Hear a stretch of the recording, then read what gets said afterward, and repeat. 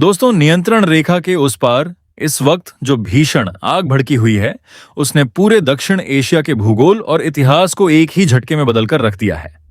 आधी रात के सन्नाटे में शुरू हुई यह तबाही अब एक ऐसे मुकाम पर पहुंच चुकी है जहां से पाकिस्तान के लिए वापसी का कोई रास्ता नहीं बचा है। भारतीय सेना ने इस बार सिर्फ कोई मामूली जवाबी कार्रवाई नहीं की है, बल्कि दुश्मन की पूरी युद्ध मशीनरी की रीढ़ पर ऐसा करारा वार किया है जिसकी कल्पना इस्लामाबाद और रावलपिंडी के जनरलों ने सपने में भी नहीं की थी। पिछले कई हफ्तों से पाकिस्तान के कब्जे वाले कश्मीर यानी पीओके के भीतर उबल रहा जनता का गुस्सा, पाकिस्तानी फौज के जुल्म और चारों तरफ फैली बगावत के बीच भारत ने वह ऐतिहासिक रणनीतिक कदम उठा दिया है जिसे दुनिया के बड़े बड़े सैन्य विशेषज्ञ अब एक बड़े मोड़ के रूप में देख रहे हैं। नियंत्रण रेखा के उस पार से आ रही हर एक खबर चीख चीख कर कह रही है कि यह कोई सामान्य मुठभेड़ नहीं, बल्कि भारत का एक बेहद गुप्त, अचूक और बहुस्तरीय सैन्य अभियान है जिसका मकसद सिर्फ सीमा पर जवाब देना नहीं, बल्कि इतिहास की पुरानी भूलों को सुधारकर पूरी तस्वीर को हमेशा हमेशा के लिए बदल देना है। आखिर वह कौन सा बड़ा ट्रिगर था जिसने नई दिल्ली को इस स्तर का महाप्रहार करने के लिए मजबूर कर दिया? इसे समझना हर देशवासी के लिए बेहद जरूरी है। पिछले कुछ हफ्तों से पीओके के हालात पूरी तरह बेकाबू हो चुके थे। पाकिस्तानी सेना वहां की निहत्थी जनता पर अंधाधुंध गोलियां बरसा रही थी। दर्जनों निर्दोष लोग मारे जा चुके थे और सैकड़ों गंभीर रूप से घायल थे। जब वहां के लोगों ने राशन, बिजली और अपने बुनियादी अधिकारों के लिए आवाज उठाई, तो पाकिस्तानी हुकूमत ने पूरे इलाके में इंटरनेट बंद कर दिया, अस्पतालों से लाशें गायब कराईं और रात के अंधेरे में मानवाधिकार कार्यकर्ताओं को उठाना शुरू कर दिया।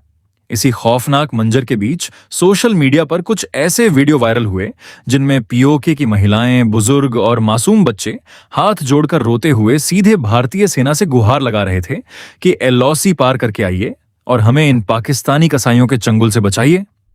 अंतर्राष्ट्रीय मीडिया और मानवाधिकार संगठनों ने भी अपनी रिपोर्टों में साफ लिख दिया था कि पीओके अब एक सामान्य राज्य नहीं, बल्कि एक जलता हुआ जहन्नुम और मानवाधिकारों की खुली कब्रगाह बन चुका है। इसी बीच भारतीय खुफिया एजेंसियों को बहुत ही सनसनीखेज इनपुट मिले कि पाकिस्तानी खुफिया एजेंसी आईएसआई और वहां की सेना एलओसी के बेहद करीब बने आतंकियों के पुराने लॉन्च पैड्स और स्लीपर सेल्स को फिर से एक्टिवेट कर रही है। मकसद साफ था, पीओके में उठ रही बगावत की आग से दुनिया का ध्यान भटकाने के लिए भारत के शांत इलाकों में कोई बहुत बड़ा और आत्मघाती हमला अंजाम दिया जाए।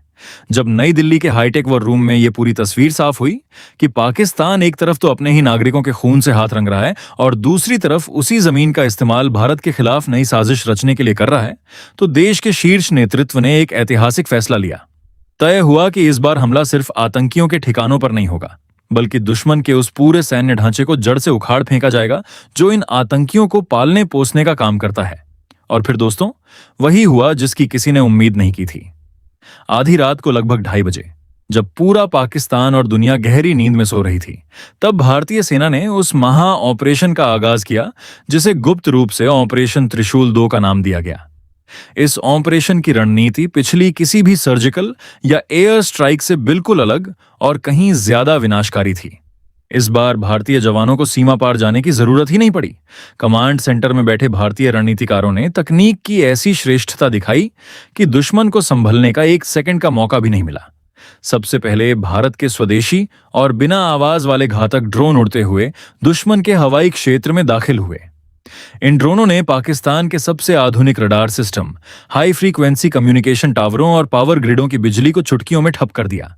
देखते ही देखते दुश्मन के बंकरों में गहरा अंधेरा छा गया और उनका मुख्य सैन्य मुख्यालय से संपर्क पूरी तरह कट गया। जैसे ही दुश्मन की आंखें अंधी हुईं और उनके नेटवर्क जाम हुए, भारतीय तोपखाने और बहु बैरल रॉकेट लॉन्चरों ने सीमा पार से आग उगलना शुरू कर दिया। रात के सन्नाटे में जब हजारों टन विस्फोटक एक साथ पाकिस्तान के गोला बारूद डिपो, कमांड पोस्ट और आर्मरी पर गिरे, तो पूरी धरती किसी भीषण भूकंप की तरह कांप उठी। सीमा पार से आए दिल दहला देने वाले विजुअल्स में साफ दिख रहा था कि कैसे आसमान में बारूद का विशाल गुब्बार छा गया था। बंकरों के भीतर छिपे पाकिस्तानी अधिकारी और आतंकी आका वहीं मलबे के नीचे दबकर ढेर हो गए। लगातार हो रहे सेकेंडरी धमाकों ने यह साफ कर दिया कि भारतीय तोपों के गोले सीधे उनकी मिसाइल स्टोरेज और बारूद के जखीरे पर जाकर लगे थे। कई किलोमीटर दूर तक रात का अंधेरा अचानक ऐसे रोशन हो गया जैसे दिन का उजाला हो गया हो। शुरुआती प्रहार में ही दुश्मन के दर्जनों सैन्य कमांडर और स्पेशल प्लाटून हेड मारे गए और उनके सैनिकों के बीच ऐसी भयानक भगदड़ मची कि वे अपनी वर्दी और हथियार छोड़कर भागने लगे। लेकिन असली तबाही तो अभी बाकी थी।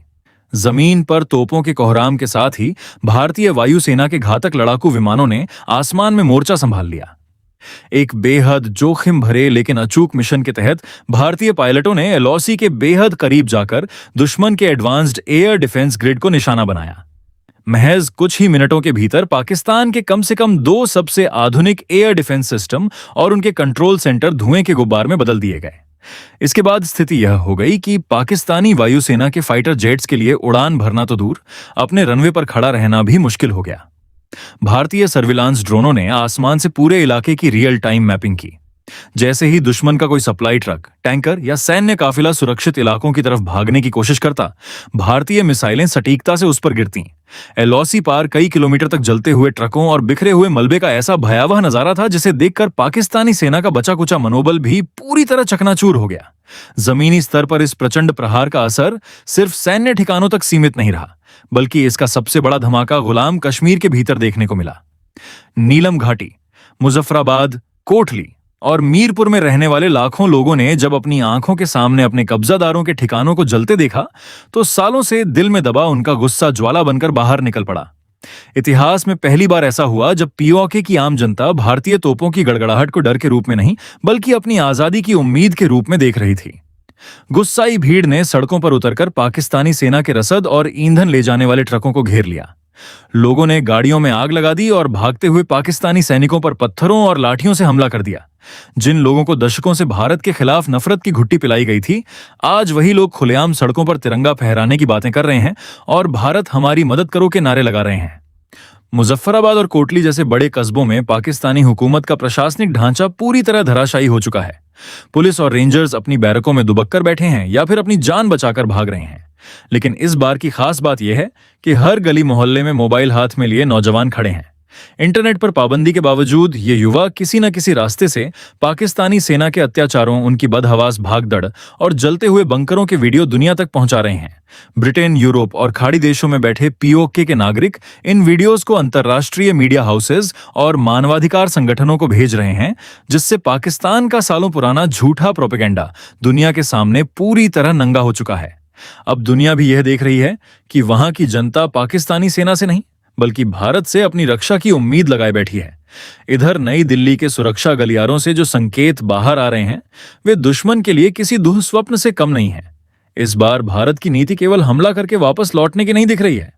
सूत्रों की माने तो भारतीय सेना की आक्रामक टुकड़ियों ने रणनीतिक रूप से बेहद महत्वपूर्ण पहाड़ी दर्रों, रिज लाइंस और चौक पॉइंट्स पर अपना व्यावहारिक कब्जा कायम कर लिया है।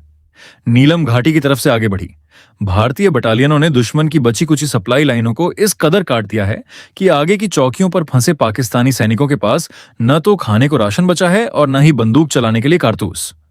नीलम घाटी के उस मुख्य कमांड सेंटर पर भी भारतीय तिरंगा लहराने की खबरें हैं, जहां से पूरे इलाके की गतिविधियों को संचालित किया जाता था। अग्रिम मोर्चों पर फंसे पाक सैनिक अब अपनी चौकियों को खाली करके जंगलों की तरफ भागने पर मजबूर हैं, लेकिन भारतीय तोपों की सटीक गोलाबारी ने उनके भागने के सारे रास्ते भी पूरी तरह ब्लॉक कर दिए हैं। इस पूरे सैन्य महाअभियान के दौरान भारत ने कूटनीतिक मोर्चे पर भी ऐसी बिसात बिछाई है कि दुनिया की बड़ी से बड़ी महाशक्तियां भी भारत के पक्ष में खड़ी नजर आ रही हैं। अंतर्राष्ट्रीय मंचों पर भारत का रुख बिल्कुल साफ और स्पष्ट है। यह कार्रवाई पूरी तरह से आतंकवाद के खिलाफ और आत्मरक्षा के अधिकार के तहत की गई है। भारत ने 2 टूक शब्दों में कह दिया है कि पीओके भारत का अटूट और अभिन्न अंग है, जिस पर पाकिस्तान का अवैध कब्जा है।